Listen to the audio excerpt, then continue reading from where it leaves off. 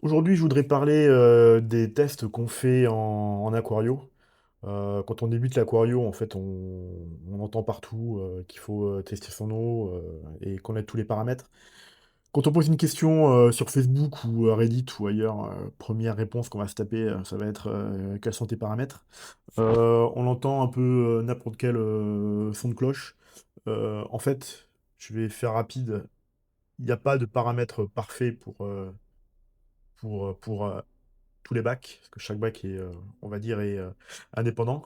Par contre, dans cette vidéo, on va voir les grands groupes de tests à faire, et on reviendra dans des vidéos futures sur chaque groupe ou chaque élément séparément, pour voir quel impact il a dans l'aquarium. Donc, du coup, si vous êtes comme moi, enfin, moi j'ai pris des tests à l'unité. Comme ça, je contrôle un peu ce que j'ai fait. Et j'ai pas de bandelette pour ne pas polluer l'eau du bac avec des produits chimiques.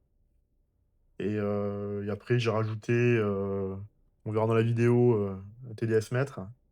Et puis on verra aussi la température et le rôle dans l'oxygénation de votre bac. Donc les grands groupes qu'on va voir aujourd'hui, on va voir les paramètres qui sont importants, voire critiques, hein, pour votre bac. Nitrate, nitrite et ammoniac, qui vont être en fait les paramètres qu'on va retrouver surtout dans le cyclage. Et d'ailleurs, j'ai fait une vidéo, le cyclage, elle va apparaître là ou là, je sais pas trop. Après, on va voir les paramètres de minéralisation. Donc, le GH qui va être les minéraux dans l'eau, le KH qui va être le pouvoir tampon, et du coup, les TDS qu'on va voir rapidement. Ensuite, on verra tout ce qui est pH et équilibre chimique. Donc, qu'est-ce qui influe sur le pH? Pourquoi le pH va monter? Pourquoi le pH va descendre? Et surtout, éviter de lutter, de lutter toute sa vie contre un pH, alors qu'il faut plutôt s'adapter la population au pH qu'on a. Et après, on verra tout ce qui est température, oxygénation et les conforts des poissons. Puis après, vers la fin de la vidéo, on verra un peu les combos qu'on peut avoir entre les paramètres, hein, comment les mesurer, et puis on terminera sur comment mesurer. Alors le premier grand groupe de paramètres qu'on regarde, ce sont les paramètres de sécurité.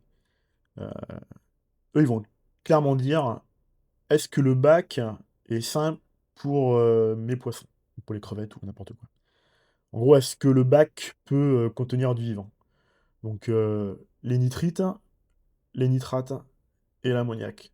Sachant que les nitrites vont être vraiment le drapeau rouge et que eux, il ne faut pas qu'ils montent. Voilà. Ça, on a le premier grand groupe de paramètres. Et si vous avez un budget limité, vous pouvez juste acheter ces tests-là en premier pour pouvoir savoir où vous en êtes. La deuxième grande famille de paramètres à tester vont être le GH, qui va être la dureté de votre eau. Une eau dure va avoir un GH élevé, ce qui va être bien pour les crevettes par exemple. En général, ça s'accompagne d'un KH élevé, donc un pouvoir tampon élevé. Pouvoir tampon, lui, c'est ce qui va protéger, c'est ce qui protège en fait la variation de pH brutale. Et dernier, ce n'est pas vraiment un paramètre, mais c'est un total. Il y a les TDS, qui vont être les totaux des minéraux dissous dans l'eau. Et là, en fait, ça regroupe tout ce qui est ionisé, donc, dont le GH et le KH. Donc voilà pour ce groupe. Autre grand groupe, c'est les paramètres d'équilibre chimique. En fait, ce paramètre seul, en fait, on va pas dire qu'il ne veut rien dire, mais le pH est tellement influencé par d'autres paramètres qu'il va fatalement bouger dans votre bac. Il va baisser avec le CO2. Le sol peut faire baisser votre CO2. Votre pH peut baisser avec le CO2. Le sol peut faire baisser votre pH. Le KH peut empêcher les variations de pH. Une autre partie qu'on a tendance un peu à sous-estimer, ça va être la température, l'oxygénation. Alors, à la température, fatalement, les poissons ont besoin d'une fourchette de température selon chaque espèce. Donc du coup, si vous avez des poissons qui veulent une eau froide et que vous les mettez avec des poissons qui veulent une eau chaude, bah, vous n'arriverez jamais à rendre les deux dans leur zone, on va dire, optimale. Donc en gros, essayez de choper des poissons qui vont être dans une fourchette acceptable. Ensuite, la deuxième chose avec la température, ça va être l'oxygénation. Quand il fait chaud, l'oxygène se dissout moins dans l'eau. Donc quand il y a des pics de chaleur, si la température monte trop haute, vos poissons auront moins d'oxygène. Et en plus, si derrière vous rajoutez du CO2, ils peuvent arriver en fin de journée à vraiment manquer d'oxygène. Dans cette section, je voudrais parler des combos de paramètres.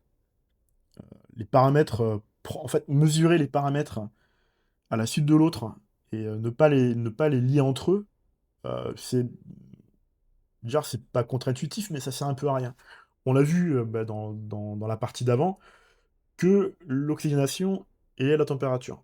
Donc dans le même système, on a le pH qui est lié au KH et au CO2. Donc du coup, bah, votre pH, tout seul, vous dites, ah, j'ai un pH qui est, j'ai un pH qui est super bas, parce que je mesure tout le temps en fin de journée. Et si vous avez un KH qui est bas et vous mettez du CO2, fatalement, le pH en fin de journée va être bas. Après, il faudrait voir en début de journée, quand il n'y a pas de CO2, à combien il est. Dans cette partie, on va voir, faites que tester. Alors, quand on est en cyclage, on peut un peu tout tester pour voir à peu près comment évolue le bac et quelle sera en fait la tendance quand le bac sera cyclé. Mais déjà, le trio gagnant quand on est en cyclage, c'est les nitrites, les nitrates et l'ammoniac. Déjà, avec ça, on saura à peu près quand le cycle est fini et quand on arrive à, à un équilibre. D'autres paramètres qu'on peut regarder de temps en temps, tes phosphates. Bah, parce que trop de phosphate, on risque d'avoir des algues. Euh, et après, on peut aussi regarder quand quand le bac, là j'insiste sur le fait de, quand le bac est stable, de mesurer le TDS régulièrement pour voir s'il n'y a pas un truc qui a crash entre-temps. Mais tiens, par exemple, un exemple où on aurait un TDS qui monte et qu'on a une routine qui est toujours identique, c'est que la membrane de votre osmoseur est vieille. Donc du coup, les minéraux montent, le TDS monte, pourtant, pourtant votre routine n'a pas changé. Voilà. Aussi vérifier la température. euh, avec autre chose que le thermostat de votre thermomètre, hein, enfin de votre chauffage. Vous pouvez prendre un truc comme ça, là, qu'on met dans l'angle de l'aquarium. Bon, peut-être pas tout le temps, mais moi, enfin, moi je l'ai mis au début pour voir, du coup, je pouvais monter à Taïwan avec la température. Mais pour des gens qui sont en Europe en hiver et qui ont un chauffage, c'est quand même bien de le mettre, de regarder de temps en temps, parce qu'on n'est pas à l'abri que le thermostat claque et qu'on se retrouve avec une eau à plus de 30 degrés et que tous les poissons meurent en fait. Ou pire, que le thermomètre ne marche plus et qu'on ait une eau à 10 degrés, quoi. Voilà, par exemple. Enfin, c'est extrême, mais vous voyez un peu le délire. Dans cette dernière partie, je voudrais parler des erreurs qui peuvent être faites lorsqu'on fait des tests. Alors ça va pas être des erreurs de mesure, ça va plutôt être des erreurs d'interprétation, surtout des erreurs de réaction. En fait, faire varier un paramètre dans un aquarium, ça prend du temps. Surtout si des paramètres tels que des nitrites, des nitrates, hein. Bon, les nitrates, on peut faire un changement d'eau, les nitrites aussi, mais euh, pourquoi? En fait, il faut toujours se poser la question, pourquoi j'ai un paramètre qui n'est pas bon. Voilà. Et dès qu'on arrive à trouver la cause, on pourra peut-être traiter, traiter le problème. Sinon, bah, en fait, si vous ne trouvez pas la cause de votre problème, bah, vous allez toujours courir après une valeur que vous n'arriverez jamais à atteindre, parce que vous allez toujours avoir quelque chose dans votre bac qui fait que ce paramètre n'est pas bon. En conclusion de cette vidéo, bon, on a vu que les paramètres ne se prennent pas un par un, mais en gros, ils fonctionnent un peu en groupe. La température avec l'oxygénation, pH avec le KH, etc., etc. Et que la population que vous allez avoir dans votre bac hein, va dépendre des paramètres que vous avez à l'origine avec votre eau, ou les paramètres que vous pouvez, on va dire, facilement atteindre. À la suite de cette vidéo, je ferai des séries de vidéos où je vais reprendre les paramètres importants un par un. Genre une vidéo sur le GH, une vidéo sur le KH, etc. etc.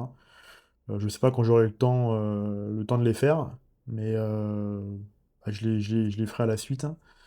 Et je mettrai des cartes dans cette vidéo pour les gens qui la verront dans peut-être 6 mois, un an. Et j'espère que dans 6 mois, j'aurai tout fait. Mais voilà. En attendant, j'espère que la vidéo vous a plu. Si vous avez des commentaires, n'hésitez pas à faire un retour. Je ne sais pas tout, j'apprends comme tout le monde. Et j'ai envie de progresser. Et voilà. Eh bien, merci et à une prochaine fois.